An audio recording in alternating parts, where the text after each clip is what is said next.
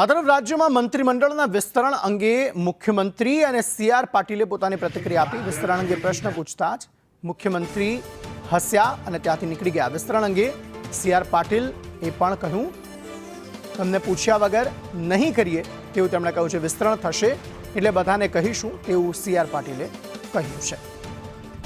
ઘણા સમયથી ચાલે છે મંત્રીમંડળનું વિસ્તરણ, આવું કંઈ થવાનું છે હશે એટલે કહીશું। તમને પૂછ્યા વગર ના કરીએ, તમને કયા વગર ના કરીએ।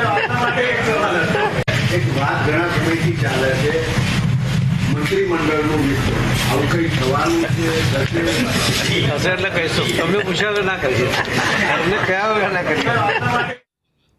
સંવાદદાતા હિરેન રાવલ જોડાયા છે વધુ વાતચીત કરવા માટે। હિરેન, જણાવશો શું વધુ વિગતો?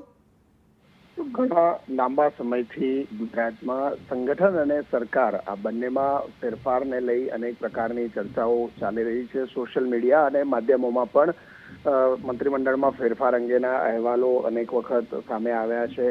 ધારાસભ્યોની પણ ઘણાની આ પ્રકારની લાગણી હોય છે અને એ વિષય જ્યારે આજે પત્રકાર પરિષદમાં પૂછવામાં આવ્યો ત્યારે મુખ્યમંત્રીને પૂછવામાં આવ્યું હતું કે મુખ્યમંત્રી કંઈ પણ બોલ્યા વગર માત્ર હસી અને ઊભા થયા હતા અને પ્રદેશ પ્રમુખે આ અંગે કહ્યું કે કશું થવાનું નથી, થવાનું હશે ત્યારે તમને કહીશું, તમને કહીને કરીશું, એ પ્રકારે એમણે નિવેદન આપ્યું છે। સ્વાભાવિક રીતે આ પ્રકારે કંઈ પણ ફેરફાર કરવો કે ન કરવો એ સંગઠનનો અબાધિત અધિકાર છે, શું ફેરફાર કરવા એ। જોકે સોશિયલ મીડિયાની ચર્ચાઓના આધારે આમને પૂછવામાં આવ્યું હતું ત્યારે સીઆર પાટીલે કહ્યું છે કે થવાનું હશે ત્યારે કહીશું અને મીડિયાના લોકોને કહ્યું કે તમને પૂછ્યા વગર આ નહીં કરીએ। જો કે સૂત્રો કહી રહ્યા છે કે હજી સુધી સરકારમાં અને સંગઠનમાં ફેરફાર અંગેની કોઈ પણ પ્રકારની ચર્ચાઓ શરૂ નથી થયેલી।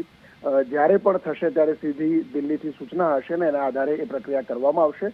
સંભવતઃ 2025નું વર્ષ એમાં પૂરું પણ થઈ શકે છે। આભાર સમગ્ર માહિતી આપવા માટે।